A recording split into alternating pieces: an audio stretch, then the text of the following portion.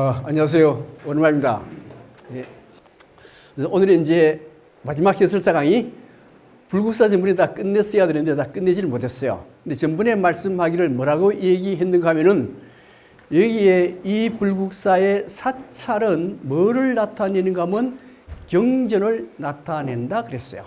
그래서 여기에 있는 극락전은 정토 삼부경을 나타내고 여기에 있는 대웅전은 뭘 나타내는가 하면은 법화경을 나타낸다 그랬어요. 그죠? 법화경.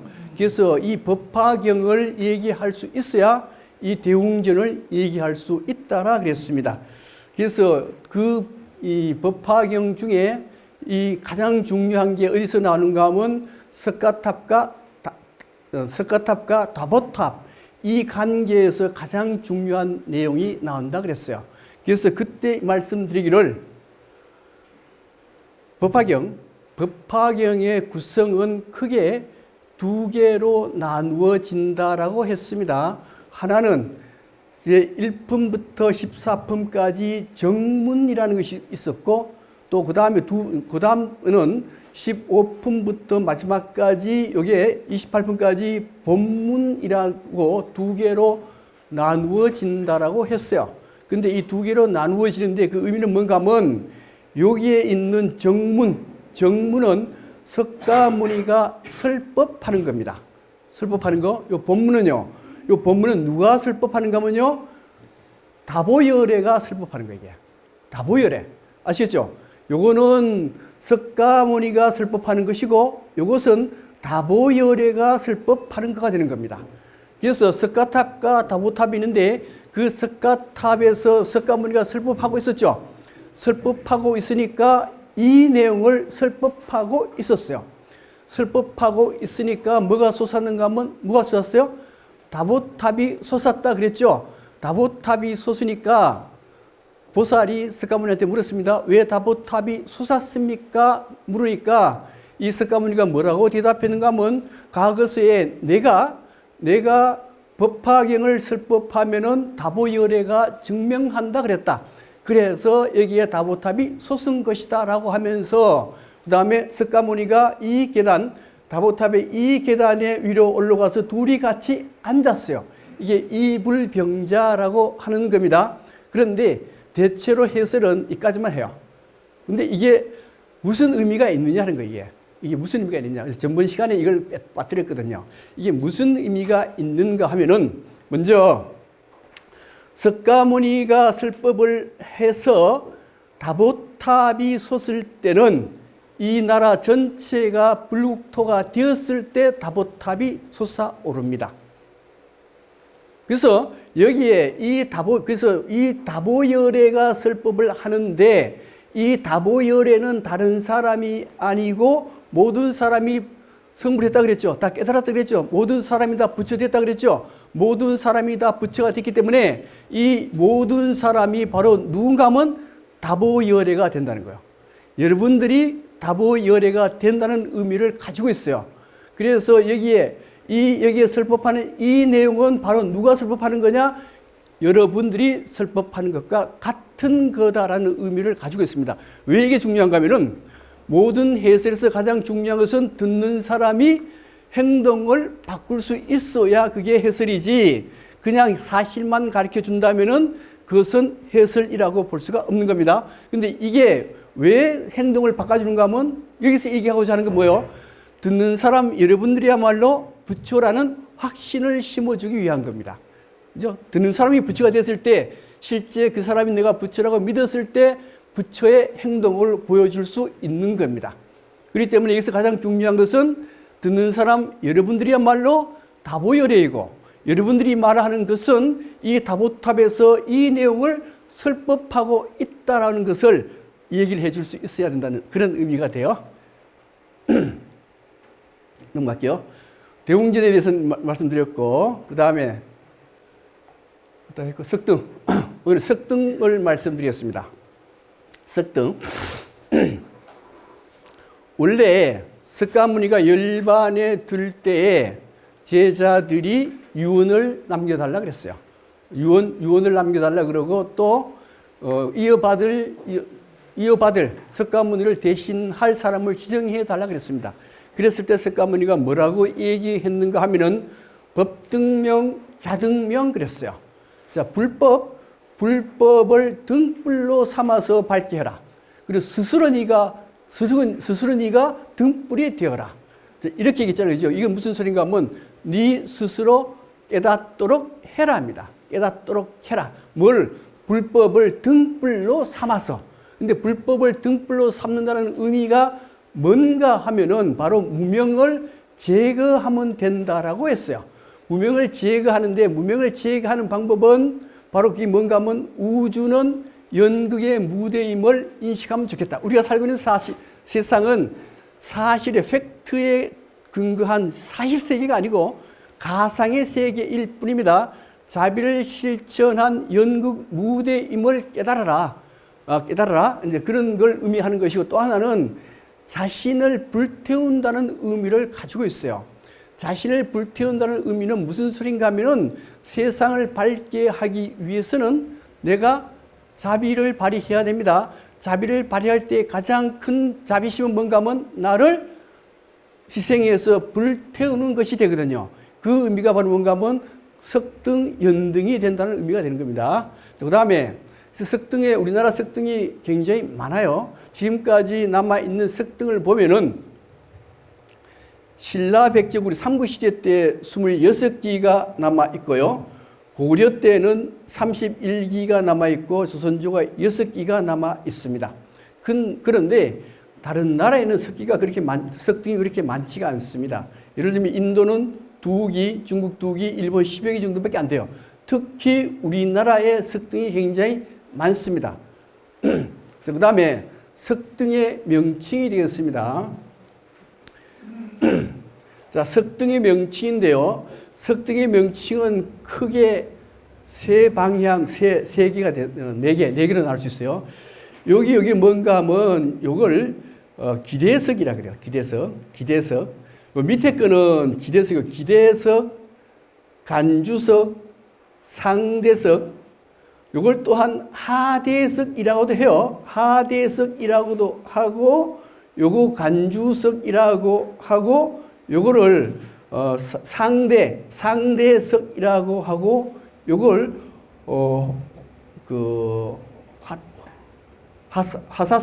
하사석 혹은 화사석이라고 하고, 요걸 옥계석이라고 하고, 요걸 상륜부라고 해요. 하는데 이게 잘 보면 이게 뭔가 하면 이게 집입니다. 집이요. 집 아시죠? 집입니다. 집이고 이게 집이고 이게 주춧돌이요. 주춧돌 명칭은 복잡한데 다시 한번 말씀드리면 어디나 맨 밑에 땅에 있는 받침 이걸 지대석이라고 해요. 그 다음 우리 3층 석탑에서 지대석 다음에 뭐가 나왔어요? 기단석이 나왔죠. 기단석. 이게 기단석.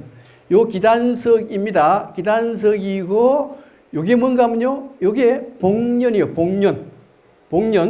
복년이고 요거는 뭔가 하면 간주석이라고 하는데 요 간주석은 가장 근본되는 기둥.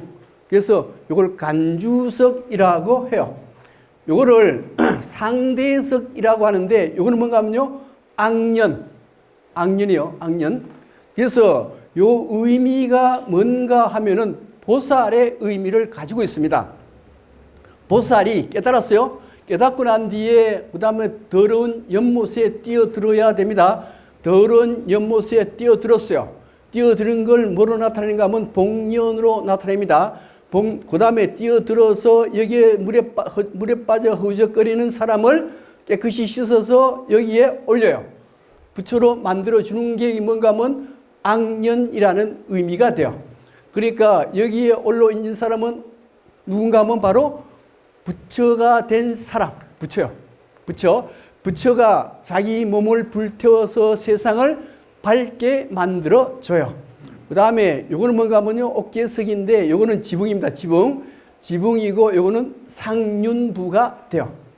자, 이렇게 구성이 되어 있습니다. 이거는 석등이라 하는 것은 돌로 된 집이고 요 위에 누가 있는가 하면 부처님이 위에 계신다 하는 의미죠. 되게 석등양식인데요. 석등양식인데 신라실의 전형양식은 팔각석등이요. 팔각원당형이라고 해요. 팔각원당형. 그 다음에 고려때는 육각으로 됩니다. 육각. 그 다음에 고려조 이후에는 사각석등이 출현을 해요. 그러니까 간단해요. 통일신라시대 팔각, 고려시대 육각, 조선시대 사각. 이렇게 되는 겁니다. 전부 다 그러냐? 전부 다 그렇진 않아요. 볼까요? 이게 백장암 석등이요. 백장암은 어디 있는가 하면 남원 쪽에 가다 보면은 오른쪽 왼쪽 산 위로 올라가면은 백장암이 있는데 그 백장암의 석등이 요 전부 다 뭔가 하면 여기에 팔각이요. 요것도 복년이 8개 있어요. 요 지대석도 여기 전부 각이 8개 좋습니다. 그 다음에 여기에 악년, 상대석 악년도 전부 다 8개요. 팔각. 전부 다 팔각 되어 있어요. 요걸 팔각원당형이라고 해요. 팔각인데 원하고 비슷하다. 그래서 팔각원당형 이렇게 이 얘기를 합니다. 그런데 요게 형태가 약간씩 변화를 해요. 변화하는데 어디가 가장 많이 변화하는가 하면 요걸 뭐라는 하면 요걸요 간주석이라고 해요. 요 간주석이 가장 많은 변화를 하게 되는 겁니다. 예를 들면은 실상사, 백장암 밑에 가면 실상사 있는데 실상사의 석등이 굉장히 커요. 굉장히 사람이 위에 계단을 밟고 올라서 가지고 불을 붙일 정도로 굉장히 큰 석등입니다. 석등인데 여기 보면 여기 간주석을 보면은 원래 이게 팔각 여기에 가장 표준 모델인데 요거 보면은 여기 동그랗게 올라와 있어요. 여기에 뭐하고 비슷한가 하면 장구형하고 비슷하죠. 장구. 그래서 이런 형태를 뭐란가 하면 장고형 간주이고 나머지는 전부 다 팔각입니다. 팔각으로 되어 있어요. 그 다음에 법주사의 쌍사자 석등인데 여기 보면 여기 간주석, 이 간주석이 뭘로 되어 있는가 하면요 쌍사자, 사자 2마리가 받쳐 들고 있어요. 나머지는 팔각으로 되어 있습니다. 이렇게. 그 다음 여기도 마찬가지요. 요거는 하엄사 공양상 석등인데요. 이것도 마찬가지로 다른 것들은 거의 다 팔각으로 되어 있는데 간주석만이 변화를 일으켰어요. 그래서 대체로 통일신라 시대까지는 석등은 팔각인데 변형이 일어납니다. 변형이 일어나는 것은 여기에 간주석이 주로 변형을 일으킨다라 하는 겁니다. 자, 그 다음에 가덕이 고려때입니다. 고려때인데 고려때면 해인사 원당암에 올라가면은 여기 원당 여기 이제 이게 지대석이고 여기 간주석이거든요. 간주석 요 위가 화사석인데 요 화사석이 없어져 버렸어요. 그래서 여기에 그 상대석하고 옥계석이 맞닿아 버렸는데 요건데 요게 몇 각인가 하면요 육각입니다. 육각. 이거는 언제 만들어지는가 하면요 고려 때 만들어진 겁니다. 육각. 그다음에 이제 그 고려 때도 마찬가지로 어디서 변형이 일어나는가 하면 요 간주석에서 변형이 일어나요. 이 마찬가지로 화천 개성사의 석등 보면은 이것도 장구 형태로 바뀌었죠. 장구 형태인데 요거는 몇 각인가 하면 육각이요. 육각. 육각이거든요. 육각이고 그다음에 요거 옥구 발산리 석등인데요. 여기도 간주석은 두리뭉실하게 만들어 놓고 나머지는 전부 다 육각으로 돌렸어요. 이렇게 고려 때가 되면 육각인데 간주석만은 변형이 많다라 하는 겁니다. 자, 그 다음에 조선조가 됩니다. 조선조인데 조선조가 되면 사각 양식이 등장해요. 이렇게 여기 보면 회암사 석등도 여기 사각이죠. 사각이요. 이것도 현화사지 석등인데 이것도 사각인데 고복형, 장구형입니다. 그 다음에 간척사 석등도 마찬가지. 그 다음에 용천사 석등, 청룡사석 등 흥국사석 등 거의 다가 사각으로 이루어져 있습니다.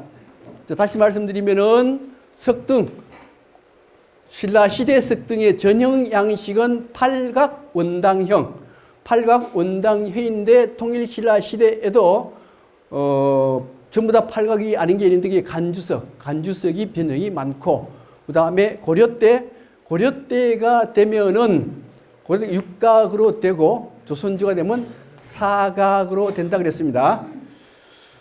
불국사 대웅전 석등입니다. 불국사 대웅전 석등인데 여기 전부 다 몇 각으로 되어 있는가 하면요, 전부 다 팔각으로 되어 있어요. 이거 언제 만들어졌는가 하면 750년대에서 774년대에 만들어진 이 불국사의 대웅전 석등도 팔각 원당형 전체가. 그 다음에 이렇게 이게 전부 다 이게 이제 지대석, 그 다음에 여기에 복년, 간주석, 그 다음에 악년, 그 다음에 화사석, 옥계석, 상륜부 이렇게 됐죠, 그죠? 전부 다 팔각이요, 팔각. 예. 그 다음에 여기 이걸 뭐라는가 하면요, 배례석이라고 해요. 배례석이라고 얘기하는데, 배례석이란 의미는 여기에서 예배를 올리는 석 이렇게 되어 있는데, 그러면 여기 예배를 어떻게 올리겠어요? 여기 올라가서 절을 하나? 아니면 어디 손을 잡고 하나? 이상하죠? 그래서 이게 배례석이 아닌 것 같다는 얘기를 해요. 그래서 이걸 뭐라 한가 하면 복로대.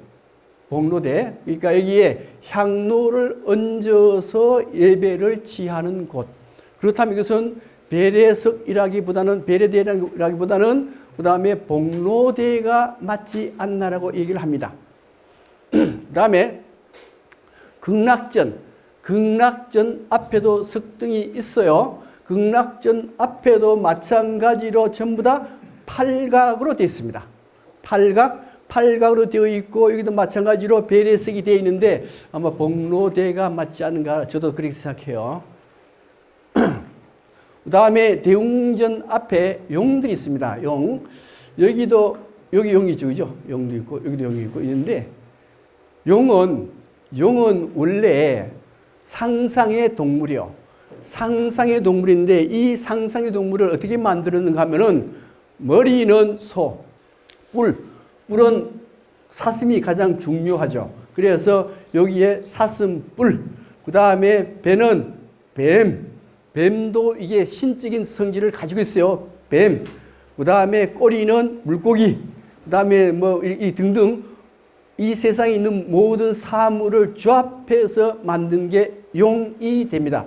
그래서 용은 어쩌면은 신적인 성질, 깨달음의 성질을 많이 가지고 있어요. 왜냐하면 하면 이 우주는 신의 몸이 전부 다 분할해서 만들어졌다고 신화는 다 얘기하거든요. 그래서 용은 그런 의미를 가지고 있는 게 용이 됩니다. 그 다음에 대웅전에 용을 보면은 보통 불교 사찰에서 금강역사나 그 다음에 사천왕상, 그 다음에 사자, 용 등등은 쌍으로 되어 있는 경우가 많아요. 쌍으로 될 경우에 반은 입을 열고 반은 입을 다문다 그랬어요. 이걸 뭐라는가 하면요, 아와 훔 그랬어요. 아와 훔의 의미는, 부처님 지혜와 자비로 내 안에 있는 번뇌를 불어꺼 주세요라는 의미라 그랬습니다. 이게 불교 전체거든요. 전체인데, 그래서 여기도 마찬가지로 대웅전에 용을 보면은 한 용은 이렇게 되어 있고 이렇게 되어 있어요. 요 용은 뭘 하는가 하면요, 요 용은 물고기를 삼키고 있죠. 이거 돼요. 요 용은 물고기를 뱉으려고 그래요. 그래서 이걸 뱉을 때 벌려기는 그래서 아와 훔의 의미를 가지고 있습니다. 그 다음에 시바스티카, 이 만자입니다. 요 만자인데, 요 만자는 원래 이제 어떻게 설명하는가 하면, 여기 동서남북, 그 다음에 이렇게 해서 팔방에, 그 다음 상하, 시방 세계, 시방을 상징한다라고 얘기를 해요. 시방, 우주 전체를 상징한다라고 이 얘기를 합니다. 근데 이 원래는 이제 시바스가 상징은 길상만덕이라 그래서 굉장히 만 가지 덕을, 좋은 덕을 가지고 있다는 의미로 만자를 써요. 만자를 쓰고 그다음에 독일의 히틀러 나치기죠. 나치 이걸 썼습니다. 이걸 썼는데 이게 왜 썼는가 하면은 이게 히틀러 이게 불교 만든 종족이 아리안족이죠. 아리안족이요. 아리안족인데 이 아리안족이 바로 게르만족입니다. 아리안족이 게르만족이다 보니까 히틀러가 부처도 우리 같은 아리안족, 게르만족 그걸 도용했어요. 그래서 부처의 좋은 의미를 도용해서 썼다는 설도 있습니다. 근데 이게 실제는 금강계를 상징한다는 설이 있습니다. 금강계, 이 금강계는 뭔가 하면 금강이라는 것은 뭔가 하면 번뇌와 미혹을 파괴한다요. 그 번뇌와 미혹을 파괴하는 게 금강이고 개가 본성입니다. 그래서 이거는 요 의미는 번뇌와 미혹을 능히 파괴하는 힘을 가진 부처의 지혜를 이렇게 나타냈다라 그래요. 그래서 불교적인 의미를 따진다면은 이것이 더 맞다라고 보아지는 겁니다. 그다음에 또 저희가 이제 그 불국사가면 또 삼법인이 있어요. 이렇게 삼법인. 동그라미에 점이 3개 찍힌 게 있습니다. 그 3개 찍힌 걸 삼법인이라 하는데 삼법인의 의미는 어떻게 이해하는가 하면은 우주를 우리가 바라다 볼 때 이걸 사실대로 인식하면은 우리가 있는 살고 있는 세계가 사실세계다 이거예요. 사실세계. 사실세계면 우리는 살 때 고통이 많습니까? 즐거움이 많습니까? 전부 다 고통세계요. 전부 다. 즐거움은 올라갔다 내려와 버리면 끝이거든요. 그래서 이 우리가 살고 있는 세계는 사실로 인식하면 전부 다 고통의 세계입니다. 고통의 세계. 그래서 이게 고통의 세계, 그래서 지금 이걸 뭐라고 하면 일체계고라 그래요. 모든 것은 다 고통스럽다라고 얘기합니다. 그런데 우리가 살고 있는 세계는 전부 다 인연에 의해서 이루어지는 연극의 무대일 뿐이다라고 생각을 하게 되면은 이 세계는 전부 다 모든 우리가 행동하는 것은 항상 똑같은 것이 없다. 전부 다 재행무상, 모든 것들이 무상하게 다 변한다. 그 다음에 또 하나는 재법무화, 모든 법, 우리가 살고 이제 법하고 두 개 나누는데요. 법은 우리가 바라보는 세계, 아는 나 자신. 우리가 바라다보는 세계나 나가 전부 다 공. 이걸 재법무아라고 해요. 그래서 이런 상태가 되면 아무것도 없는 상태가 되면 이게 열반적정에 이르게 된다는 겁니다. 열반적정. 열반적정에 이르려면 어떻게 해야 되느냐? 사실은 우리 모든 고통은 뭐 때문에 생겨요? 우리 몸 때문에 생깁니다. 그죠? 몸만 없으면 돼요. 예를 들면 우리 몸이 없고 정신만 있다 그러면 나쁜 짓 할 일이 없습니다. 그 다음 고통을 당할 일이 없어요. 그래서 몸 때문에 생기죠. 이 몸 때문에 생기는데 그 몸을 없다라고 인식을 해라. 몸이 없다를 인식해라. 그러면은 우리는 재행무상, 재법무화가 돼서 열반적정에 이르게 되는 것이다. 이렇게 해서 삼법인을 이렇게 재행무상, 재법무화, 열반적정 이렇게도 하고 그 다음에 열반적정을 빼고 재행무상, 재법무화, 일체계고를 이렇게 삼법인으로 하고 요 원을 열반적정으로 한다. 이렇게 해서 얘기를 해요. 그 다음에 불국사의 뒤로 가면 뭐가 있는가 하면요. 뭐가 있어요? 강당이 있습니다. 강당이라 하는 데는 뭐 하는 데인가 하면은 설법을 가르쳐 주는 곳이 강당이요. 강당인데 이 강당의 이름을 뭐라 지는가 하면요. 무설전이라고 얘기를 했습니다. 설법이 없는 전각. 설법이 없다는 의미는 뭔가 하면 이 말과 글로 깨달음에 이르는 것이 아니고 오로지 수행 자체만으로 깨달음에 이르는 곳, 그런 의미로 아마 무설전이라고 이름이 붙여졌을 겁니다. 그 다음 무설전 안에 여기에 큰 불상이 하나 있어요. 이게 김교각 스님의 불사인데 김교각 스님은 697년에 태어났다는 설도 있고 696년에 태어났다는 설도 있습니다. 그래서 태어나가지고 누구 성덕왕의 차남 아마 수충이라고 추정을 해요. 실제 이게 잘 모릅니다. 추정을 하는데 이 수충이란 분이 24살 때 당나라로 넘어가요. 당나라로 넘어가서 거기서 아주 크게 깨닫게 되는데 몇 살 때 돌아가신가면요. 794년이니까 98세, 99세 정도 돌아가요. 돌아갑니다. 돌아가는데 이제 이분이 어디서 활동했는가 하면 중국의 불교 4대 성지인 구화산이라는 곳에서 활동을 했어요. 한 75년 동안 여기서 불교를 널리 전파해서 여러 사람들을 구제를 했습니다. 구제하고 난 뒤에 드디어 98세 때 열반에 들었어요. 열반에 들면서 뭐라고 얘기했는가 하면 내 시신을 석함에 집어넣고 난 뒤에 만약에 내 석함 안에 3년이 지나도 그 썩어서 문드러지지 않고 등신 그대로 남아있으면은 등신불로 만들어라 그랬습니다. 근데 3년 뒤에 석함을 열어보니까 시신이 그대로 남아있었어요. 그대로 남아있어서 이분을 이렇게 금맥기를 했어요. 이런 형태로 금맥기. 그래서 김교학 스님의 육신보탑이 구화산에 가면 남아있습니다. 그래서 이렇게 됐으니까 신라의 김교각 스님에 의해서 중국 사람들이 크게 교화를 받았잖아요. 그죠? 그래서 1990년대에 이 구화산에서 스님들이 와가지고 불상을 만들어준 게 바로 무설전에 있는 김교각 스님의 그 불상입니다. 그 다음에 이제 무설전 뒤로 요 위로 이제 계단을 아주 가파른 계단을 올라가요. 이 계단을 올라가는데 이걸 일부러 이렇게 만들었거든요. 왜 이렇게 만드는가 하면 요 위가 뭐가 있는가 하면 관음전이 있어요. 관음전이 있는데 이 관음보살은 어디 있는가 하면은 인도가 이렇게 삼각형으로 되어 있잖아요. 그죠? 이런데 맨 밑에 보타라카산이라는 산이 계십니다. 보타라카산 산이기 때문에 관음보살이 있는 곳은 대체로 산 위에다 많이 만들어요. 언덕 위에다 많이 만듭니다. 그래서 여기에 보타라카산을 상징으로 해서 이렇게 높은 계단을 이렇게 만들어 놨어요. 그래서 높은 계단을 올라가는 이유는 바로 보타라카산을 올라간다는 의미요. 그래서 이 위에 누가 있는가 하면 관음보살이 있는 겁니다.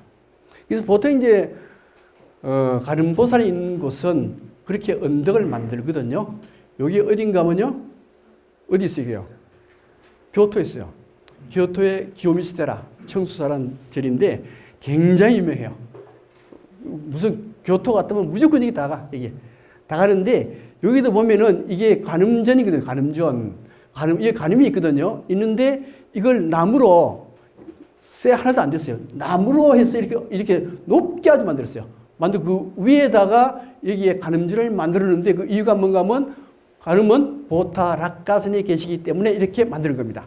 그 다음에 이제 불국사 위에 올라가면 관음전이 있어요. 관음은 어떻게 해서 이름이 관음이 되는가 하는 문제인데요. 원래 관음의 그 산스크리트, 고대 인도는 뭐라고 부르는가 하면 아발로키타 이스바라입니다. 아발로키타 여기까지. 아발로키타는 뭔가 하면 관이라는 뜻입니다. 관은 뭐요? 본다는 뜻입니다. 본다는 뜻이요. 그 다음에 이스바라는 세간 중생의 음이에요. 소리를 뭐요? 본다 이렇게 봐요. 본다. 소리 볼 수 있어요? 소리 못 봅니다. 소리 못 보는데 이 소리 못 보는 이걸 볼 수 있도록 한 그 카메라가 있어요. 그 카메라가 뭔가 하면 캐논 카메라. 캐논인데 그 캐논이 뜻이 뭔가 하면 관음이요. 관음을 일본식 발음은 캐논이 돼요. 그래서 캐논은 소리를 봐서 찍으니까 얼마나 좋은 카메라가 됩니까? 그죠? 그래서 그 캐논 카메라가 이렇게 이름을 잘 붙여가지고 아주 많이 팔렸어요. 지금은 아마 지금 망했겠지, 이제는.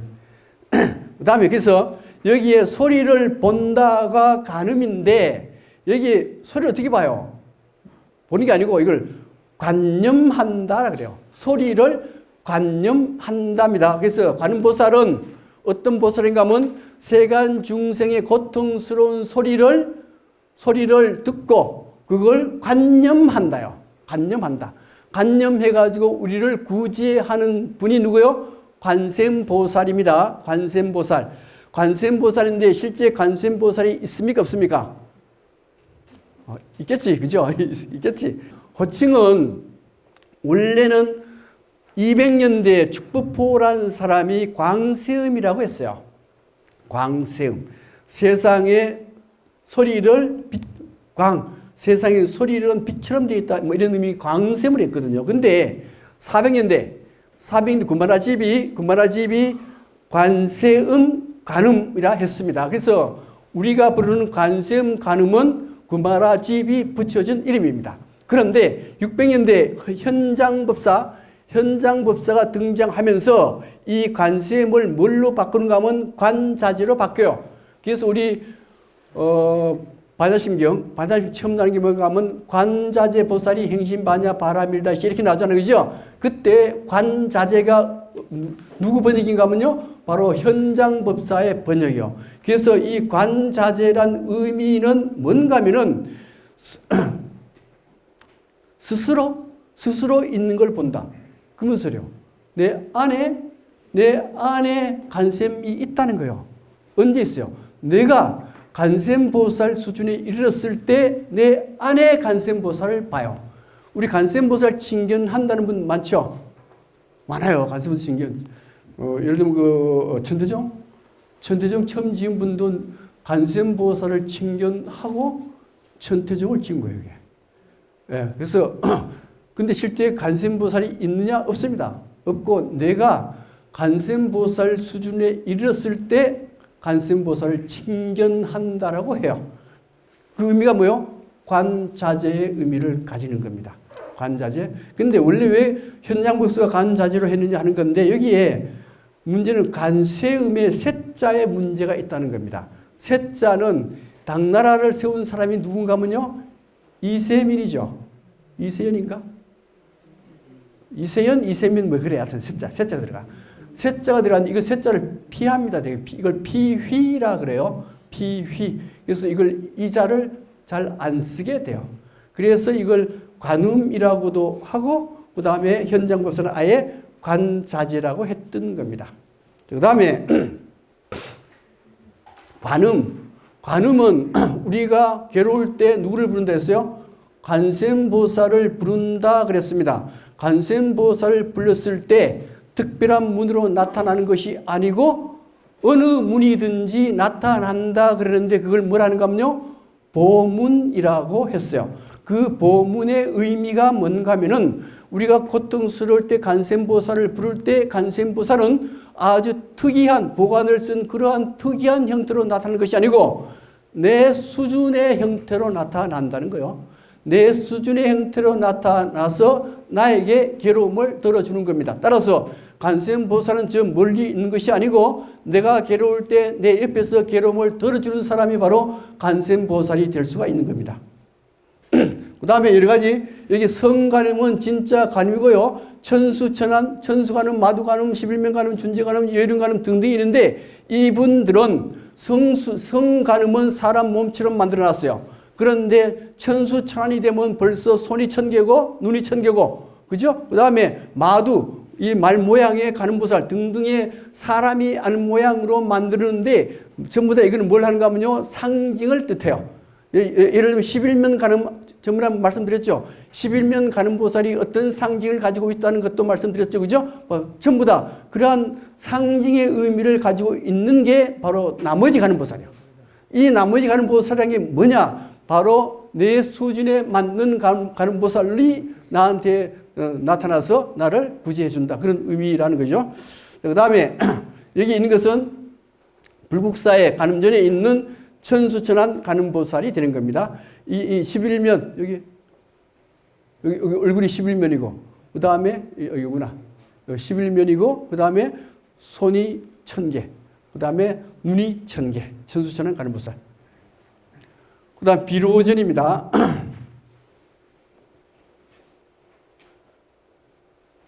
비로는 비로자나의 뜻이요. 비로자나 뜻이 뭔가 하면 빛이란 뜻입니다. 빛. 저기 비로전에 있는 이 비로자나 부처님이죠. 이 비로자나 부처님인데 이 비로자나 부처님은 아까도 전번에도 말씀드렸듯이 이 불국사에 있는 국보가 몇 개 있다고 그랬죠? 7개입니다. 7개. 청운교, 비운교, 그 다음에 연화교, 칠보교, 그 다음에 아미타, 극락전에 있는 아미타 부처, 그 다음에 그럼 3개죠. 3개. 다보탑, 그 다음에 다보탑, 석가탑. 그러면 5개죠? 5개. 그죠? 그 다음에 여기 있는 요 비로자나 부처 6개. 그 다음에 또 하나는요, 석가탑 안에 있는 다라니경. 그래서 전부 다 7개가 되는 겁니다. 이것도 마찬가지 국보입니다. 국보이고, 요 수인이 뭐예요, 이게? 직권인이요, 직권인. 직권인의 의미는 부처와 내가 합의를 이루었다. 그런 의미를 가지고 있습니다. 원래 직권인은 통상 오른손이 위로 올라가요. 그런데 여기에 불국사에 있는 직권인은 왼손이 위로 올라갔습니다. 이렇게 해도 괜찮아요. 왜요? 부처님과 중생은 둘이 아니고 하나. 위로 올라가나 밑으로 내려가나 다 똑같습니다. 그 다음에 우리 이제 불교, 기독교에서 삼위일체가 있었죠. 기독교의 삼위일체는 성부, 성자, 성령은 세 분이면서 한 분이면서 세 분 이렇게 얘기를 해요. 불교도 마찬가지로 삼위일체라는 게 있습니다. 삼위일체가 뭔가 하면 기독교의 성부에 해당되는 게 아까 말씀드렸던 법신, 비로자나 부처. 이게 기독교의 성부에 해당이 돼요. 그 다음에 성자는 화신, 석가모니 부처. 이거는 예수와 같습니다. 그 다음 보신, 이게 보신인데, 이 보신은 노사나 부처, 노사나불이라고 해요. 노사나불인데 이 노사나불은 기독교로 말하면 성령에 해당이 되는 겁니다. 그래서 불교에서도 최상용, 요걸 최상용 이렇게 나누는데 이 그게 뭔가 하면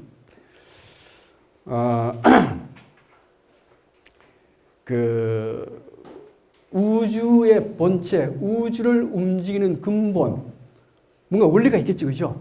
우주를 구성하는 근본 원리가 있는데 그 원리를 본체라고 해요. 본체라고 하는데 불교에서는 뭘로 보는가 하면요, 빛으로 보는 겁니다. 비로자나라고 해요. 비로자나라고 합니다. 우주의 근원 본체를 비로자나인데 다시 말씀드리면 이래요. 우리가 이제 몸을 구성하고 있잖아요, 그죠? 몸을 구성하고 있는데 이 내 몸뚱아리는 덩어리 입자이냐 빛이냐 하는 문제입니다. 그래서 옛날에는 이 몸체잖아요, 몸체 덩어리잖아요, 그죠? 덩어리 입자라 그랬어요. 근데 현대 물리학에서는 내 몸을 구성한 것은 입자가 아니고 빛이라고 합니다. 빛. 그래서 인도 사람들은 이미 그것을 알았는지 이 우주를 구성하는 것은 덩어리가 아니고 빛이라 그랬습니다. 그걸 비로자나라고 했어요. 비로자나라 했는데 우리 눈에 보이지 않죠. 그렇지만 우주를 움직이는 가장 근본은 비로자나 빛이 되는 겁니다. 자, 이 빛이 우리 눈에 보이도록 만들어줘요. 그 만들어주는데 그걸 뭐라 그러느냐? 보신 노사나불이라고 해요. 비로자나에서 빛자를 빼요. 빛자 빼면 노사나불이요. 우주의 본체가 우리 눈에 보이도록 만들어주는 것, 이게 노사나불이요. 노사나불. 이게 삼일체설이라는 게 기독교도 엄청 어렵고 불교도 엄청 어려워요. 그렇지만 이해하고 넘어가야 돼요. 보신불, 노사나불 아시죠? 이렇게 노사나불, 보신불. 그것은 이 우리 눈에 보이는 모든 것들이 다 붙여 있는데 그것을 대표해서 그렇게 보여주는 거예요. 그 다음에 석가모니 부처, 우주 만상이 다 붙여 있는데 석가모니 부처가 특히 나타나서 활동을 해서 보여줬어요. 그래서 이걸 작용이라 그래요. 다시 여기에 본체, 우주의 근원 본체는 법신 비로자나 부처. 그 다음에 우주가 우리한테 눈에 보이는 거 현상, 상. 이것을 노사나 부처, 보신불. 그 다음에 용, 실제 작용하는 부처, 석가모니 부처. 이렇게 체, 상, 용 이렇게 세 개로 나눠지는데 이 세 개로 나눠지는 것은 셋이면서 하나, 하나이면서 셋. 그래서 삼위일체라고 합니다. 다시 말씀을 이렇게 생각하면 돼요. 저기 내가 있는데 내 본체가 있어요. 본체는 뭐예요? 내가 생각하는 거. 근데 이 생각하는 건데 이게 내 몸이 여러분들은 눈에 보이죠? 눈에 보이는 게 뭐예요? 현상. 눈에 보이는 게 현상, 상이요, 상. 그 다음 내가 말하고 행동하죠? 요거는 용이요. 그러니까 나를 가지고 세 방면으로 바라다 본 겁니다. 내가 생각하는 거, 몸, 그 다음에 작용하는 거. 세 방향으로 바라다 봤을 뿐이지 실제는 같다는 겁니다. 이걸 삼위일체라고 얘기를 해요. 삼위일체. 그래서 보신불 얘기할 때 보신불이 제일 어렵죠. 다른 건 다 쉬워요. 법신이나 쉬운데 보신불이 어려운 이유는 보신불이라고 하는 것은 실제 근원인 부처가 우리 눈에 보이도록 탁 나타나는 형태, 이걸 보신불이라고 하는 게 하나 있고, 또 하나가 뭐가 있는가 하면요, 가보에 의해서 이루어진 부처. 예를 들면은 법장비구가 48대원을 세웠습니다. 48대원을 세우고 난 뒤에 어느 부처가 되는가 하면 아미타 부처가 됐어요. 그러면 이거는 가보에 의해서 부처가 된 겁니다. 가보의 보자를 따서 이걸 보신불이라고도 해요.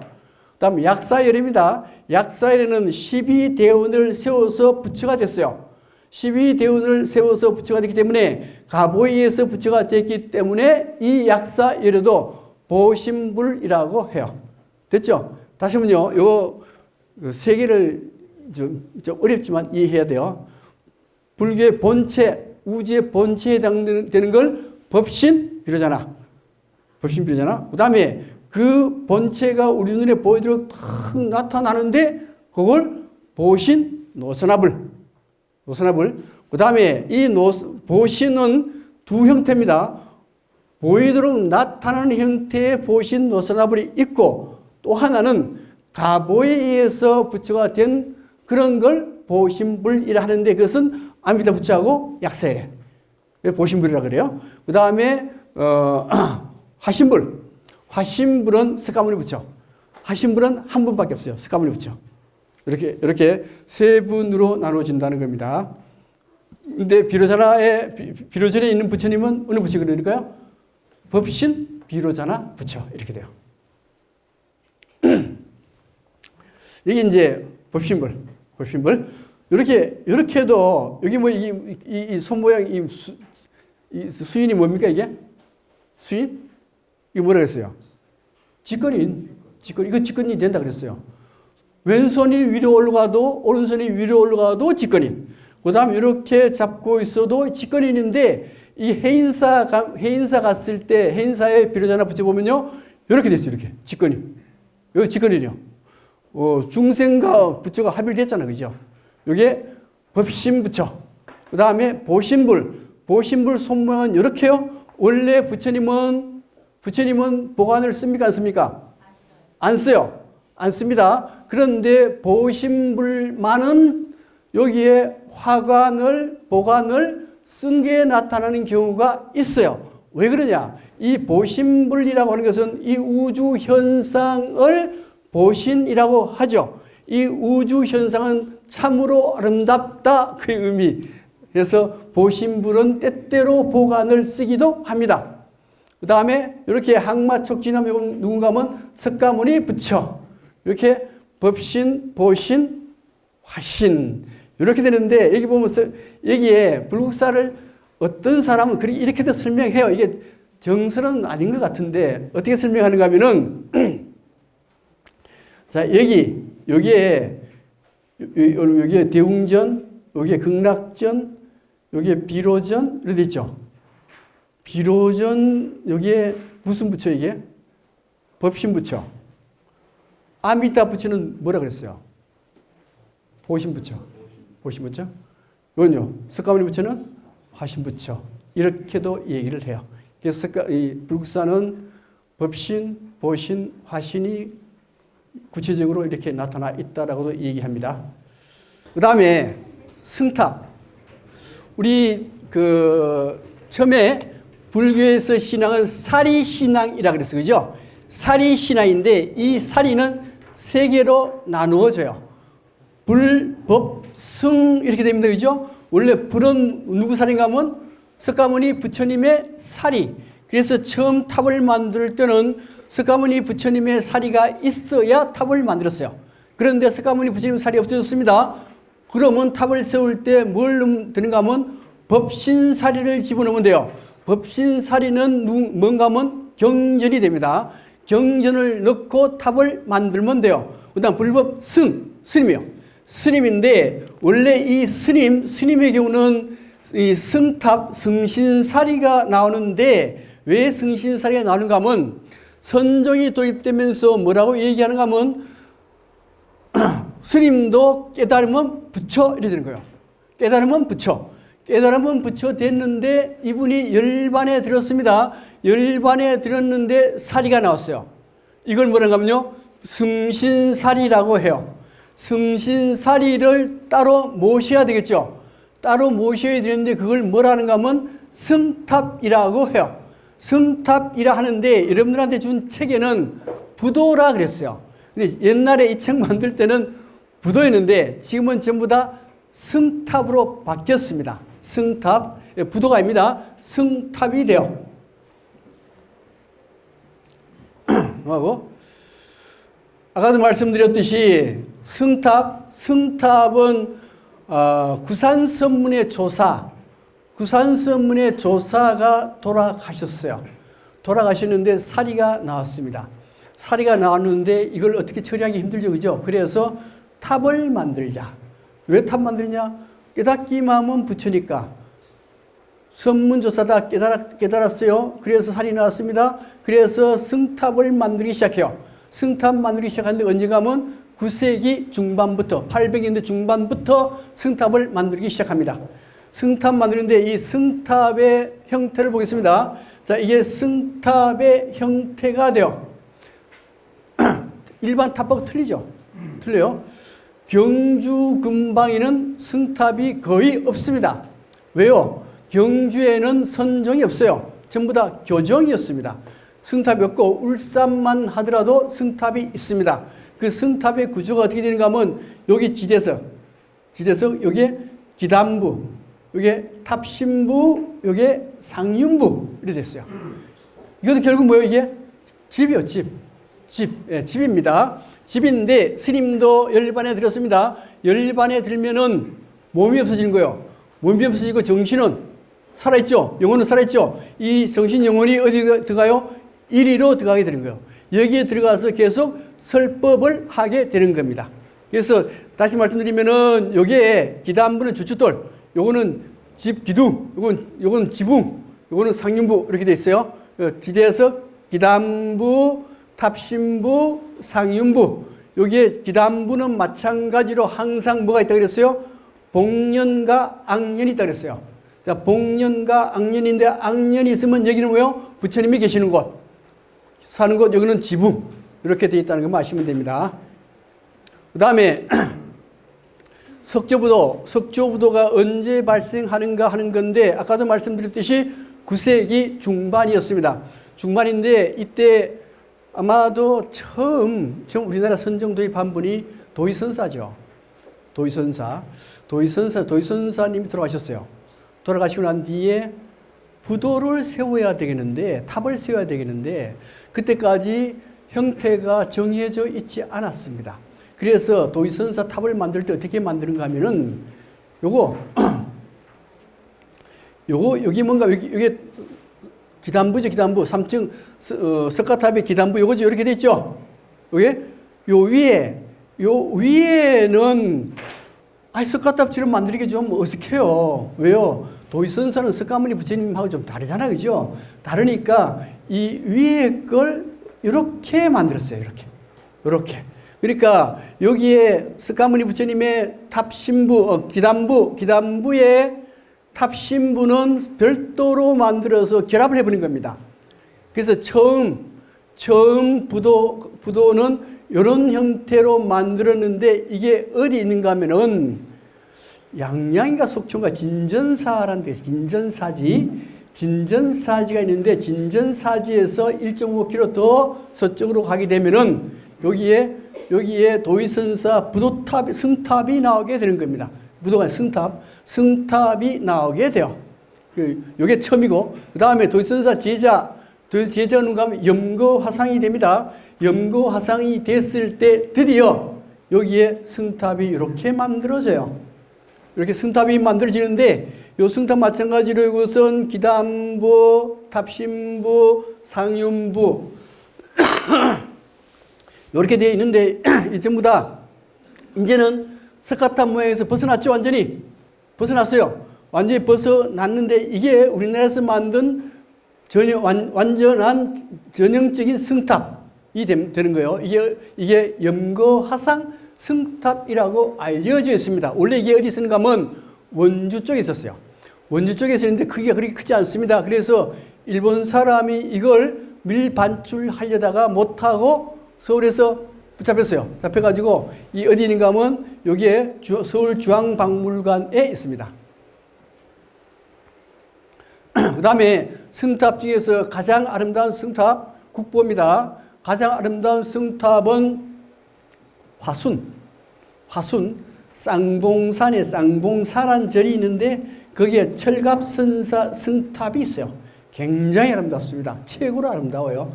그래서 이게 기담부, 탑신부, 상륜부는 날아가 버렸어요. 그래서 여기 조각품들이 굉장히 예술적으로 잘 조각이 되어 있습니다. 그 다음에 여기 잘 보면은 이 전부 다 신라시대 말기에 만들어진 것들인데요. 이 말기에 만들어진 건데 이게 전부 다 몇 각으로 되어 있어요? 팔각이죠. 팔각. 예. 신라시대 때 만들어진 승탑은 전부 다가 팔각 원당형입니다. 팔각 원당형. 그 다음에 고려시대가 되면은 여기에 기담부가 변형이 일어나요. 이렇게 변형이 일어나는데 역시 팔각이 됩니다. 사각도 있어요. 지강국사부터는 사각도 있습니다. 그 다음에 여기도 변형이 일어나게 돼요. 이제 고려시대는 대체로 육각이 많아요. 그 다음에 조선시대로 넘어갑니다. 조선시대로 넘어가게 되면은 팔각이 육각 그런 거 안 해요. 안 하고 간단하게 어떻게 해요? 이렇게 해요. 요거는 조선시대 초기 형태를 이렇게 해요. 이런 형태의 승탑입니다. 그 다음에 요거는 석종형이라 그러는 종처럼 되어 있죠. 그죠? 아주 간단해요. 간단한데 이것은 조선조 중기 이후에는 승탑을 이렇게 만들어요. 그래서 승탑을 딱 보고 저게 언제 때 만들어졌다를 알 수가 있어야 돼요. 그래서 팔각 원당형이 되면은 신라 말에서 고초까지 팔각 원당형이 되고 고려 중기 이후는 육각으로 많이 변형이 됩니다. 변형이 많이 일어나요. 그 다음에 조선조가 되면은 팔각 다 없애버리고 전부 다 이런 형태 조선조 초기, 그 다음 중기 이전, 중기 이후는 석종형 간단하게 이렇게 만들어요. 그 다음에 불국사 경내에 승탑이 하나 있어요. 승탑. 원래 경주 근방에는 승탑 없죠? 없습니다. 울산은 있는데 승탑 없어요. 포항도 없습니다. 포항은 하나 있다. 포항은 있어요. 있는데 여기 이 승탑을 뭐라고 하면 광학부도라고 이름이 적혀져 있습니다. 광학부도라고 이름이 적혀 있는데 요 승탑은 이게 모양이 그리 크지 않고 모양이 굉장히 예뻐요. 예뻐가지고 1905년에 일본으로 밀반출됐었어요. 밀반출되었다가 이게 이제 어느 분의 정원의 장식품으로 있었어요. 있는 걸 이걸 알고 설득을 했습니다. 원래 이러한 문화재는 본래 있던 곳에 있어야 가치가 있습니다. 그래서 그 사람이 설득을 당해가지고 다시 1933년에 돌아왔어요. 돌아왔는데 여기 뭔가 하면 여기에 복년, 악년 되죠, 그죠? 여기에 기단부, 탑신부, 상륜부. 그래서 요 탑신부 안에 보면은 여기에 각 네 방향에 보살 두구, 부처 두구가 새겨져 있습니다. 이게 강학부도라고 얘기를 해요. 근데 이제 전부 다 아까 보니까 팔각이 나와, 팔각. 그죠? 석등, 뭐였어요? 석등, 팔각. 승탑 뭐요? 승탑도 팔각. 팔각이 나오는데 왜 팔각으로 하는 거냐 하는 건데요. 팔각으로 하는 것은 암경의 팔정도를 상징한다는 설도 있고, 그 다음에 아미타와 가님의 전당이 원래 팔각으로 되어 있다라고도 얘기를 해요. 그래서 불교 관련해서는 이렇게 하는 거고, 또 한 가지는 뭔가 하면 북방계 요소설이라 그러는데, 북방은 이게 추웠다가 그 다음에 더웠다 이러잖아요. 그죠? 추우면 이게 얼어붙어요. 얼어붙습니다. 얼어붙는데, 얼어붙었다가 녹으면은 해동되죠. 해동되면은 여기에 파괴될 가능성이 많아요. 많은데 이걸 팔각으로 하게 되면은 얼었다가 녹혀져도 잘 붕괴되지 않는다는 겁니다. 그래서 북방에서는 팔각으로 하는 이유가 거기에 있다라 보는 거고, 또 하나는 옛날부터 동양에서는 천지방설을 굉장히 많이 얘기했습니다. 하늘은 둥글고 땅은 네모지다 이렇게 얘기했는데, 하늘은 둥글고 땅은 네모지고 사람은 각이 졌다. 그래서 아마도 천원지방 아까 보면은 맨 밑에 보면 뭐예요? 지대에서 뭐로 되어 있어요? 사각이 사각. 땅은 네모지다. 사각. 하늘은 상륜부는 뭐예요? 원. 그 다음에 중간인 각이 졌죠. 팔각으로 졌죠. 이건 아마 사람, 그래서 천인지를 나타냈다라는 설도 있습니다. 이런 게 있다는 것만 아시고 일단 넘어가겠습니다. 이렇게 해서 그 다음 마지막이 나한전이에요. 나한전인데 나한은 원래 아라한의 약자입니다. 약자요.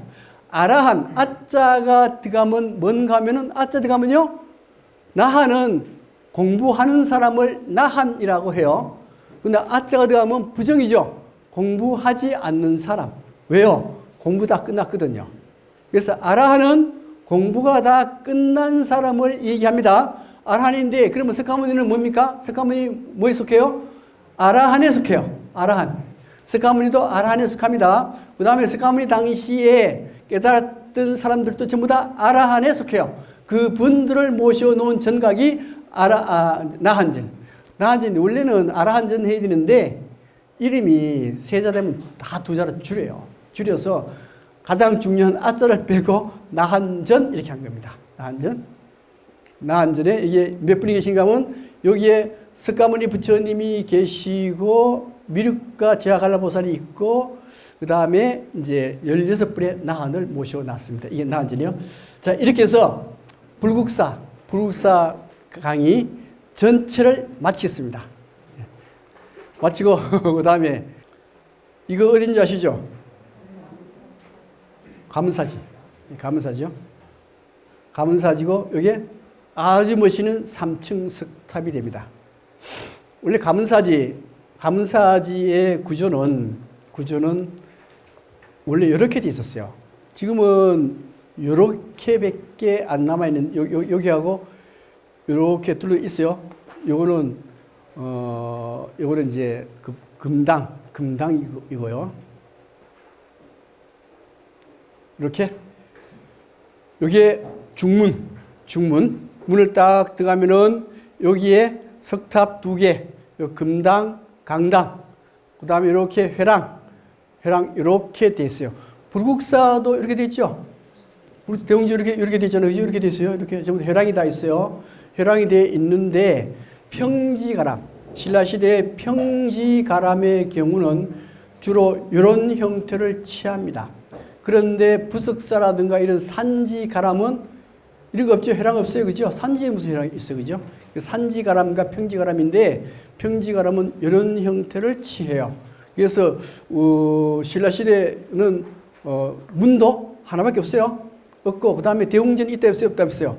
없습니다. 없고 뭐가 있다 그랬어요? 금당 이렇게 있다 그랬습니다. 그 다음에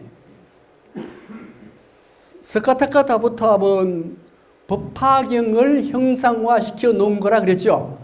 그런데 여기에 가문사지의 탑 두 개는 스카타카 다보탑이 아닙니다. 같은 탑이요. 모양이 똑같아요. 똑같은 것은 왜 이렇게 했느냐 하는 거였는데 전번에 말씀드렸죠. 이 불교 사찰 내에는 신앙의 숭배물을 항상 봉안하는데 신앙의 숭배물은 두 가지 뭐랬어요? 하나는 사리, 하나는 불상 이래 됐었죠. 그래서 여기에 사리와 불상을 모셔 놓은 겁니다. 근데 원래 항상 사리 신앙이 먼저이기 때문에 불상 앞에 탑이 먼저 와 있었어요. 탑이 있었는데 이걸 나중에 불상이 만들어졌거든요. 불상이 더 숭배 대상이 더 좋으니까 탑을 옆으로 밀쳤다 그랬습니다. 탑을 옆으로 밀치니까 균형이 안 잡히니까 탑을 두 개 세웠답니다.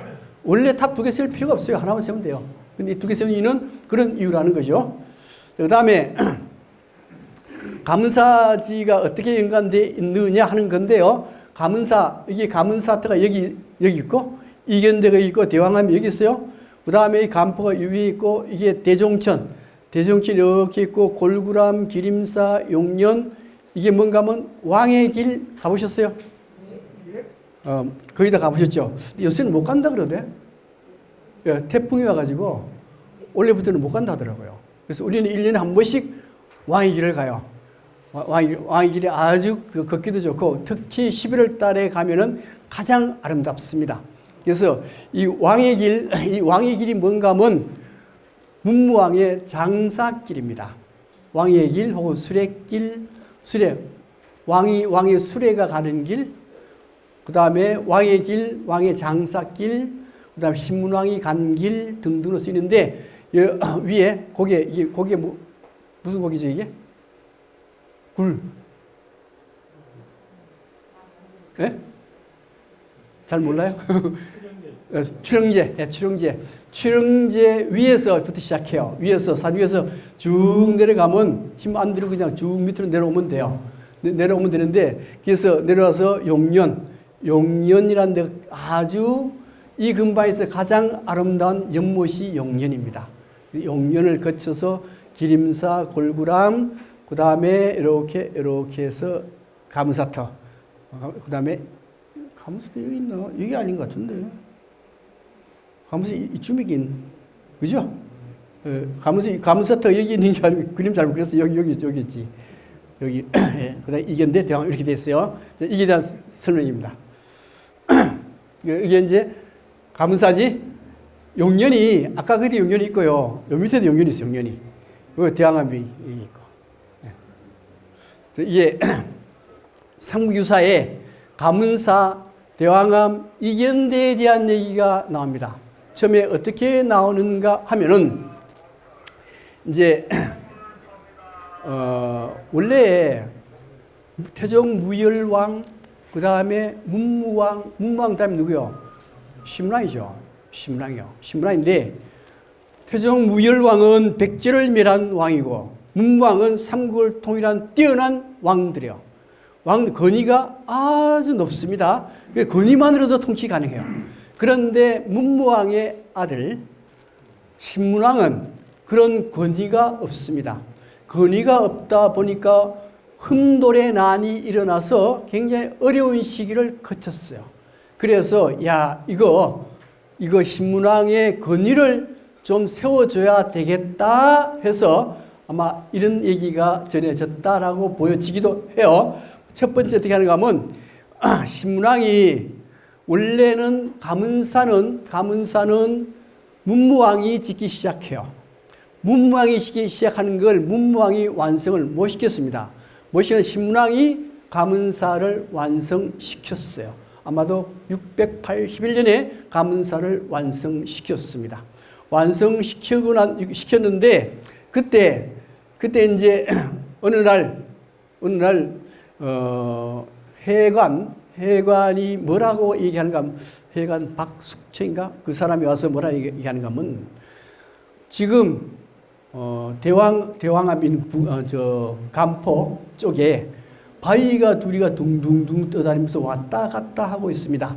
그러니까 이제 신문왕이 인류관한테 물어봤어요. 그 무슨 뜻이냐? 그러니까 그것은 아마도 선대왕께서 값으로 따질 수 없는 보물을 신문왕에게 드리려고 하니 만약 가신다면 굉장히 값진 보물을 받을 겁니다.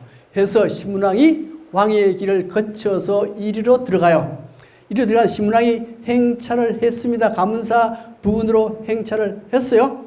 했는데 거기에 이제 일관이 같이 이렇게 보니까 바위, 마치 거북과 같은 바위가 있는데 거기에 대나무가 솟아 있었다는 겁니다. 이게 무슨 뜻인가 하면, 먼저 거북이라고 하는 것은 배하고 등가죽하고 배하고 배껍데기하고 같이 붙어 있어요. 이걸 카오스라 그래서 거북을 되게 신의 상징으로 봐요. 카오스 신이고, 신내림 하려면 어떻게 해요? 나무에 쓰죠. 대나무. 우리 무당집 가면 대나무 있잖아요. 그죠? 그 나무를 통해서 신이 내려온단 말이죠. 그러한 걸 어쩌면은 상징할 수도 있어요. 그래서 이제 이게 밤이 되면은 붙고 낮이 되면 두 개로 떨어지더라. 그런데 이게 7일 동안 신문왕이 도대체 7일 동안 갑자기 온 세계가 비바람에 치면서 혼돈의 세계로 됐어요. 7일 뒤, 그 세계가 끝나고 난 7일 뒤에 조용해졌습니다. 7이라는 의미가 뭔가 하면, 7이라고 하는 의미는 원래는 부처의 세계, 신들의 세계를 뜻해요. 그래서 7일이 지나면 신들의 세계에서 뭘로요? 인간의 코스모스 세계로 바뀌어집니다. 코스모스 세계로 안전한 세계가 됐을 때 신문왕이 그 바위에 올라갔어요. 올라갔더니만 용이 내려왔습니다. 용이 내려와서 뭘 바치는가 하면은 흑옥대를 바쳐요. 흑옥대를 바치면서 뭐라고 얘기하는가 하면, 지금 김유신과 문무왕은 33천신이 돼가지고 신문왕한테 값으로 따질 수 없는 보물을 드리려고 해서 드리게 됩니다. 그래서 받았어요. 받고 난 뒤에 그 다음 또 뭐라고 얘기하는가 하면, 여기에 있는 대나무를 비우다가 피리를 만들게 되면은 온 세계가 다 조용해질 겁니다라고 얘기해요. 그래서 신문왕이 그 대나무를 비워와서 피리를 만들었으니 그 피리가 뭐예요? 만파식적이 되는 겁니다. 자, 만파식적이 되어가지고 그 피리만 불면은 온 세계가 다 조용해지더라. 시끄러운 세계가 다 조용해지더라. 그래서 그게 만파식적이 되는 겁니다. 도대체 이게 무슨 이 소리가, 그 다음에, 그리고 난 뒤에 이제 그 바위에서 나와가지고 어디로 가는가 하면, 이제 기림사를 통해서 올라가요. 용년까지 왔습니다. 용년까지 왔을 때 신문왕의 세자가 도착해가지고 그 옥뒤를 딱 보더니만, 이 용이 진짜 용이네요. 그렇게 얘기를 해요. 하니까 신문왕이 니 어떻게 이걸 아느냐? 그래서 세자가 그 옥에 붙어 있는 그 하나를 띄가지고 그 개천에 딱 버렸더니만 거기서 용이 승천을 하게 돼요. 그 못이 뭔가 하면 용년이라는 못입니다. 그 용년이라는 못이요, 비가 많이 왔을 때 가보면 기가 막히게 아름답습니다. 그런 일이 있었는데 이게 도대체 무슨 의미냐 하는 건데, 먼저 옥대를 줬어요. 옥대를 줬다는 의미는 뭔가 하면, 문무왕하고 그 다음에 김유신의 권위를 준 겁니다. 왕의 권위를 준 거예요. 권위를 줬고, 그 다음에 만파식적이라는 게 도대체 무슨 의미냐 하는 건데, 지금까지는 신라가 통일한 것은 사상적으로 뭐에 기반해서 통일했는가 하면요, 불교에 의해서 통일을 한 겁니다. 불교에 의해서 통일했지만은 실제 나라가 크게 되고 나라가 안정됐을 때는요, 불교 가지고 통치하기는 문제가 많습니다. 문제가 많아요. 합리적인 통치를 하기 위해서는 불교보다는 유교에 의한 통치가 훨씬 더 통치하기 좋아요. 근데 유교는 뭐로 통치하느냐 하는 건데, 예입니다. 예로 통치하죠. 예로 통치하는데, 예는 반드시 따라야 되는 게 있어요. 그 따라야 되는 게 악입니다. 예와 악은 같이 봐요. 그러니까 지금 만파식도 소리잖아요. 그죠? 소리를 통해서 나라를 통치하라 하는 의미는 예약에 의해서 나라를 통치하라. 지금부터는 유교 사상에 의해서 나라를 통치하면 안정될 것이라는 내용을 가지고 있는 게 뭔가 하면 바로 삼국유사의 만파식적조의 얘기가 되는 겁니다. 자, 그 다음에 이런 얘기가 나온 것은 왜 이렇게 나왔느냐 하는 건데요. 먼저 이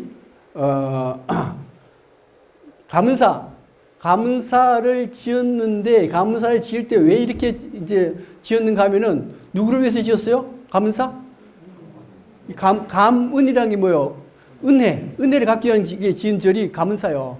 신문왕이 문무왕의 은혜를 갖기 위해서 지은 절이 가문사입니다. 가문사니까 이 가문사에는 문무왕이 깃들었으면 좋겠다. 문무왕은 어디 있어요? 문무왕은 동해에 용이 됐습니다. 용이 됐기 때문에 그 용이 아까 요 밑에 보면 용년이라는 게 있었죠.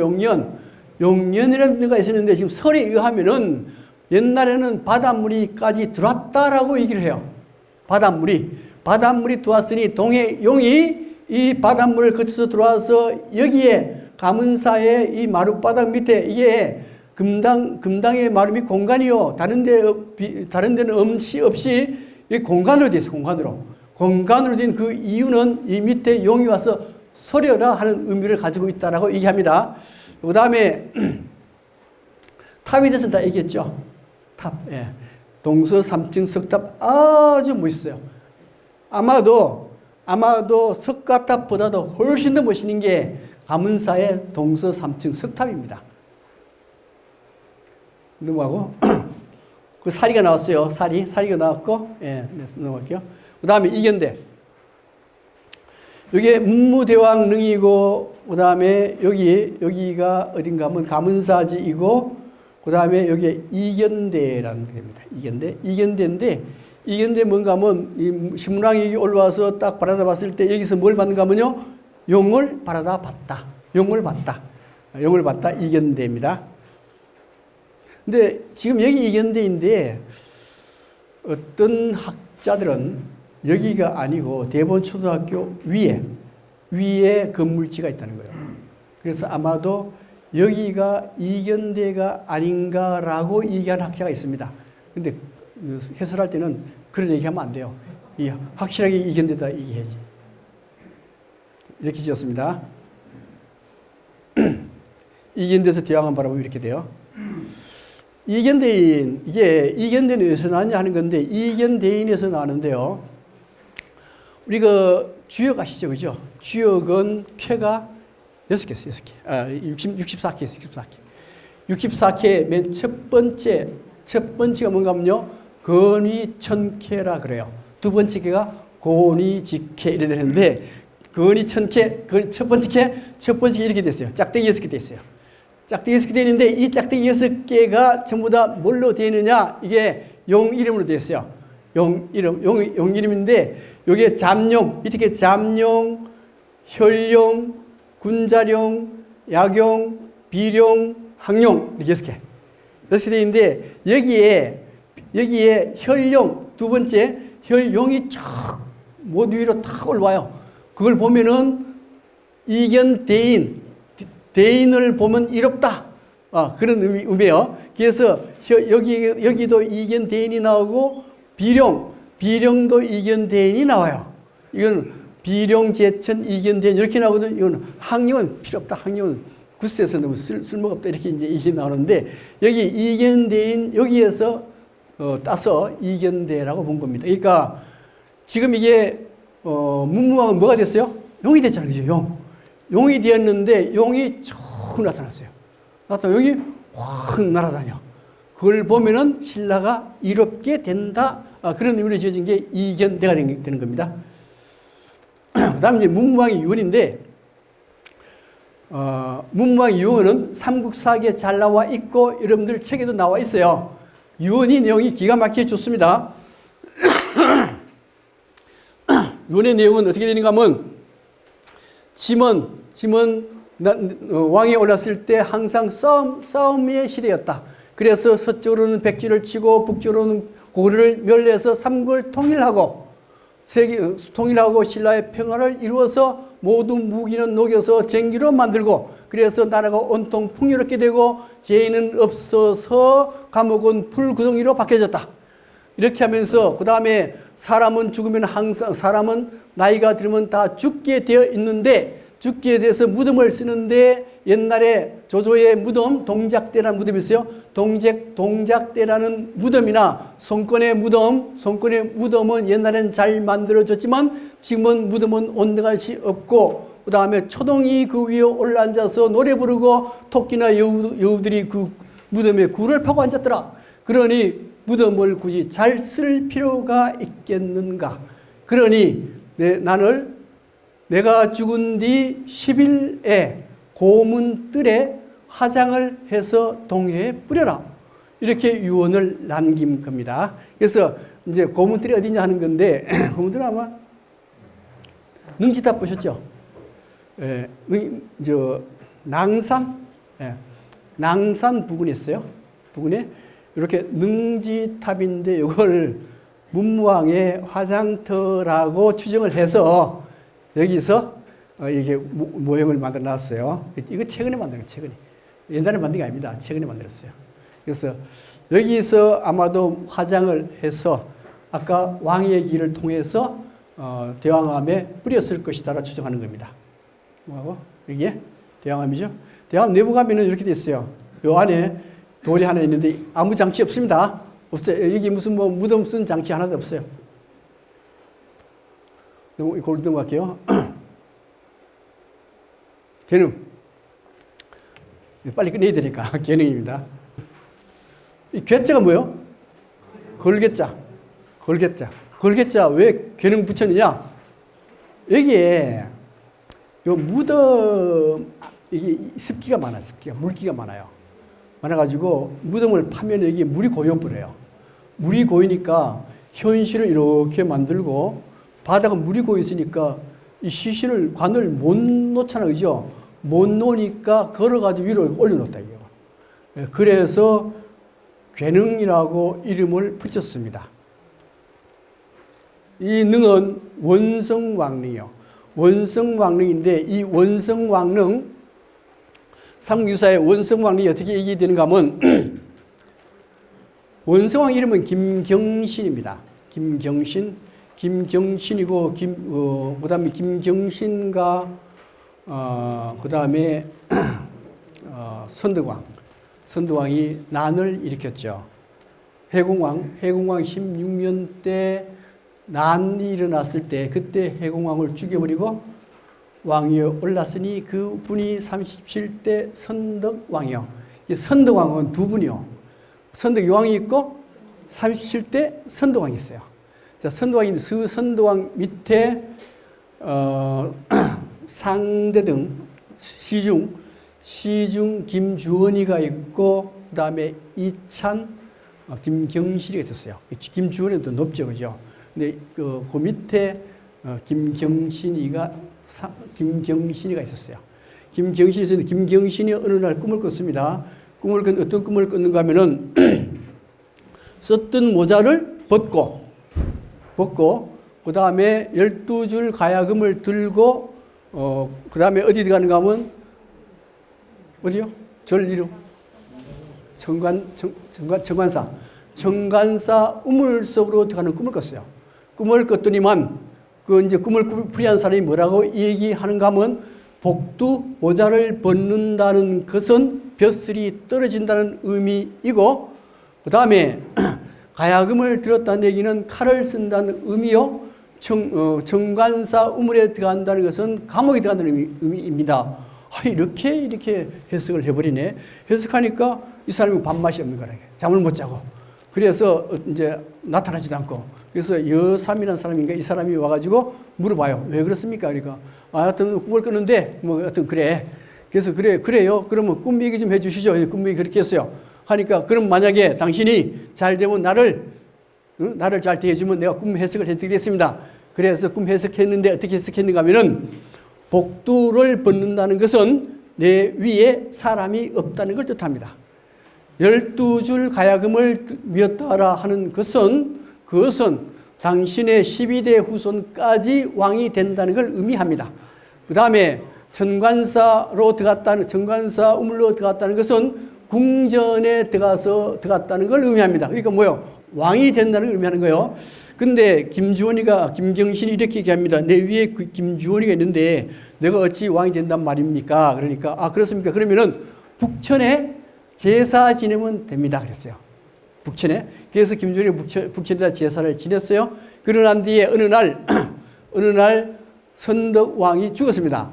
선덕왕이 죽으니까 그 다음에 그 김주원이가 미리 들어가면 왕이 되는데 이게 홍수가 나가지고 북천 물이 불어가지고 김주원이가 그 북천을 못 건너요. 못 건너는 사이에 김경신이가 궁에 들어가서 바로 왕을 이어받았어요. 그래서 김주원은 멀리 저 강릉으로 도망갔습니다. 근데 사실 이것은 삼국유사에 나오는 설화이고 실제는 김주원과 김경신이 권력 투쟁을 한 겁니다. 김경신은 내무왕의 후손이고 김주원은 무열왕의 후손이요. 그래서 무열왕의 후손이 내무왕의 후손한테 진 겁니다. 그래서 김주원은 강릉으로 도망을 갔는데 이게 김경신이 원수왕이 되고 난 뒤에 가만히 생각해 보니까 이게 그냥 놔두면은 원수 되잖아요. 그죠? 원수 되니까 원성왕이 김주원한테 강릉왕으로 봉해해 줬어요. 지방왕을 3대. 이 강릉 김씨 시조입니다, 이 사람이. 네. 이렇게 해서 원성왕이 올랐거든요. 올랐는데, 근데 이제 원성왕인데 처음에 원성왕릉으로 안 하고요. 누구 왕릉으로 했는가 하면은 문무왕릉으로 했어요. 문무왕릉을 했는데 왜 문무왕릉을 했는가 하면 화장해서 동이에 뿌려라 그러는데 기록에 수장되어 있다 그랬거든요. 수장되어 있는데 마침 이 원성왕릉이 항상 물 때문에 들어 올려놨으니까 이거 문무왕릉 같다 그래가지고 계속 이 조선 1970년대까지 문무왕릉을 했는데 문제는 삼국유사에 뭐라고 얘기하는가 하면은 삼국유사에 말하기를 원성왕릉은 토암산 서쪽 골짜기 곡사에 있는데 여기에 숭복사라는 절이라는 거예요. 지금 숭복사라는 절이 있거든요. 절 옆에 뭐가 있는가 하면 괴능이 있어요. 괴능이 있으니까 이 기록에 의하면 이 괴능은 누구 능이요? 원성왕릉이 되는 겁니다. 원성왕릉이 되는 건데 경주 김씨에서는 끝까지 원성왕릉으로 안 해요. 안 하고 문무왕릉으로 합니다. 왜요? 지금의 경주에 있는 모든 무덤 중에 최고의 아름다운 무덤, 완성된 무덤은 원성왕릉, 괴능입니다. 괴능이고 그 다음에 신라 56명의 왕 중에 최고의 왕은 누군가 하면 문무왕이에요. 문무왕도 수장했다 하니 이게 문무왕으로 항상 경주 김씨는 얘기했는데 1967년인가요? 삼산 오악단위에서 문무왕릉은 대왕암이다라고 자꾸 주장했어요. 그래서 경주 김씨가 그걸 받아들이면서 이 문무왕릉은 원성왕릉으로 확정이 되게 되는 겁니다. 그 다음에 이제 무덤의 형태는 전에 한번 얘기를 했어요. 이게 원성왕릉이고 그 다음에 원성왕릉이고 여기 하나 빠졌는데 석사자가 4마리가 이렇게 있는데 왜 성덕왕릉이나 그 다음에 42대 흥덕왕릉의 무덤 보면은 석사자가 어디 있는가 하면요 여기 앞에 있는 게 아니고 왕릉의 사방에 배치가 됐어요. 그래 되어 있죠? 그래 되어 있습니다. 그런데 왜 원성왕릉만 요 앞에 배치되어 있는가 하는 문제입니다. 그 문제는 아마 이렇게 얘기를 하는데 흥덕왕릉 42대죠. 원성왕은요 38대요. 42대 흥덕왕릉 만들 때 창을 한 게 아니고 뭘 모델로 삼는가 하면 원성왕릉을 모델로 삼아서 만들어요. 모델로 삼아서 만들기 때문에 원성왕릉도 처음에는 석사자가 요 주위에 있었다는 거예요. 주위에 있었는데 이 문제는 여기에 물이 자꾸 고이고 하니까 아마 개조했을 것이다. 개조했을 때 석사자 배치 문제가 등장하면서 아마도 여기에 배치했을 것이다라고 추정을 하는 겁니다. 그 다음에 석인상. 문무왕릉에 가면 석인상이 있어요. 두 개죠, 그죠? 두 개 있는데 이게 문무왕릉에만 계능에만 있는 게 아니고 흥덕왕릉에도 똑같이 있어요. 있는데 먼저 이게 석인상 주인공 보면 이렇게 됐어요. 이렇게 모양 이렇게 됐어요. 이렇게 그리고 뒷모습 이렇게 됐어요.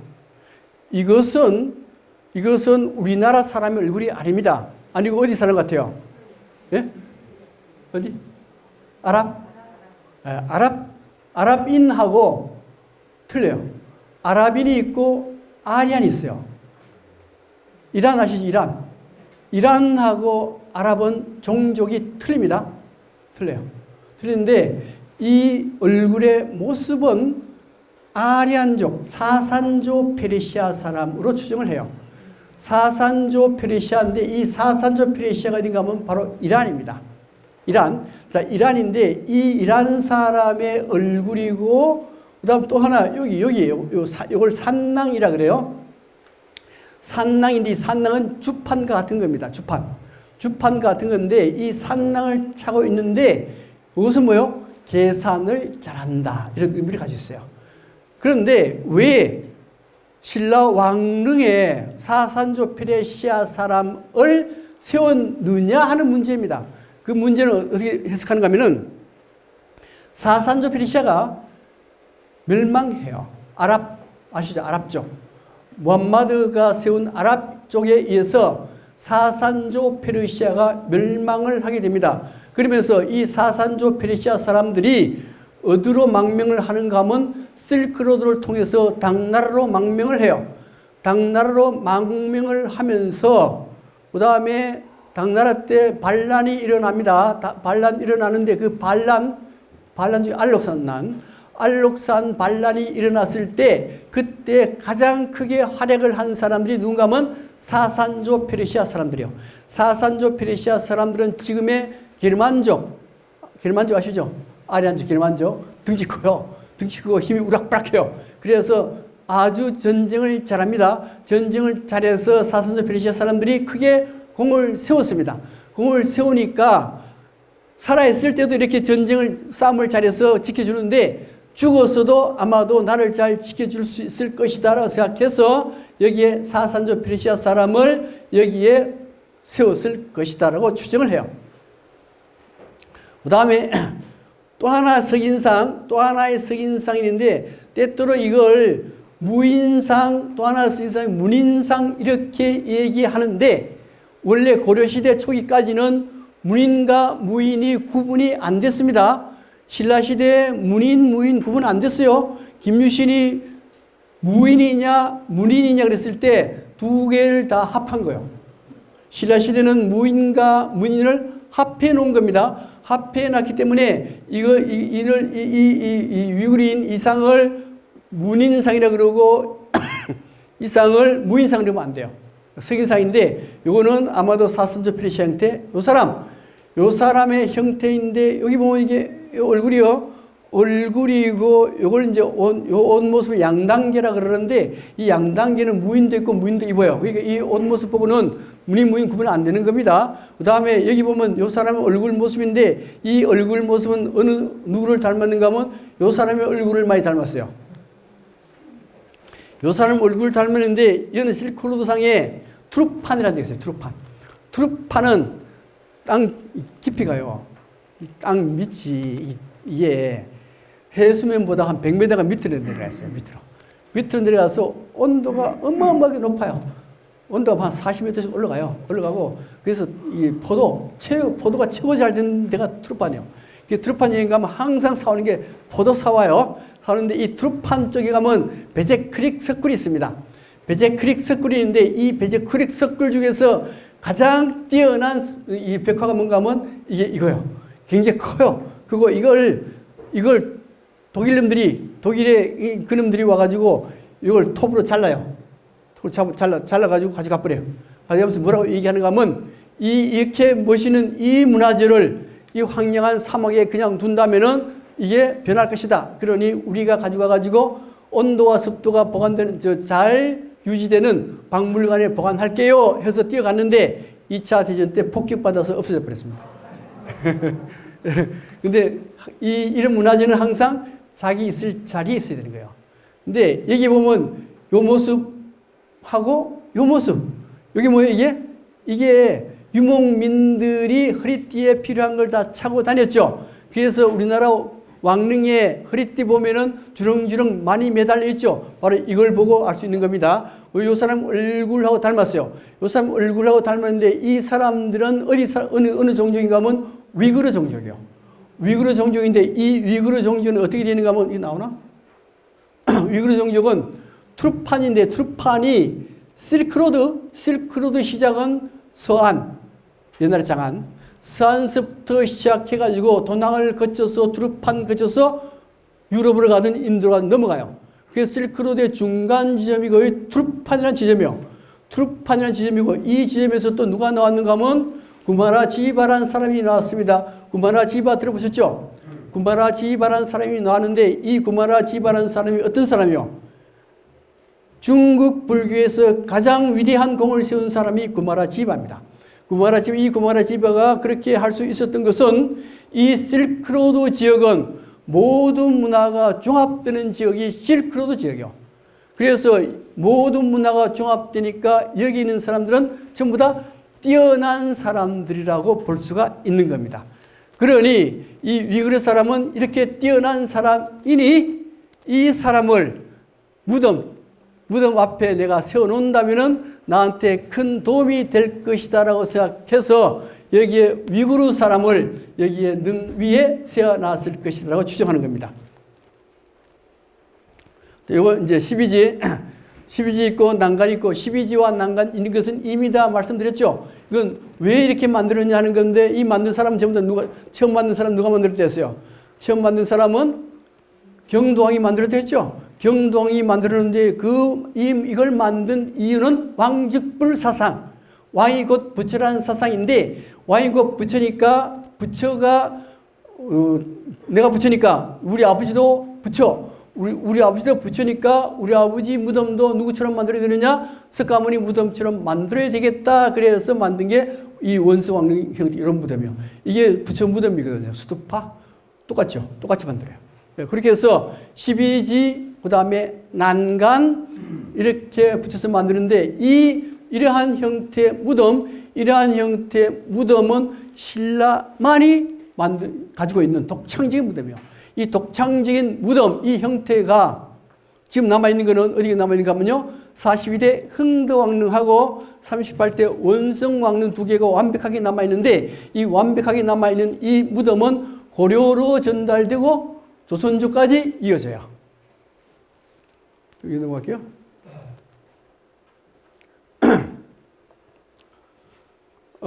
되게 이제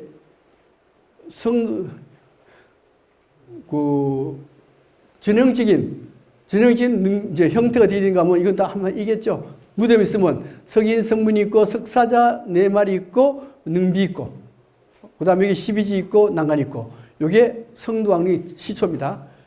이게 어디서 나왔냐? 이 형태 구조는 당나라 서안 답사가 가시면은 때때로 건능이라는 데를 가요. 건능은 누구의 무덤인가 하면요. 고정과 측전무의 합장능입니다. 능인데 능이 어딘가 하면 이 산이 무덤이에요. 산 속에다 어디 감춰놨지. 그 안에 보면은 여기에 사자 4마리, 그 다음 기타 등 성물이 있는데 이 성물의 형태를 모방해서 신라 왕릉으로 만들어진 겁니다. 단 12지와 난간은 신라 고유의 무덤 형태. 이거 넘어갈게요.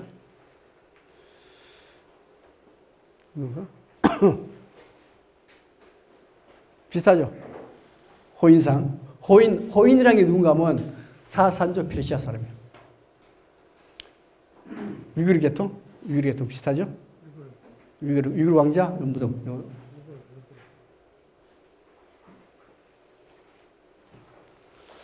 자, 이렇게 해서 해설사, 오늘까지 해설사 강의는 다 끝났습니다. 끝나고 다음 주에는 제사 의례 그거 하고 그 다음 19일 날은 시나리오 발표하고 수료식 갖는 걸로 이렇게 하겠습니다. 오늘 수고하셨습니다.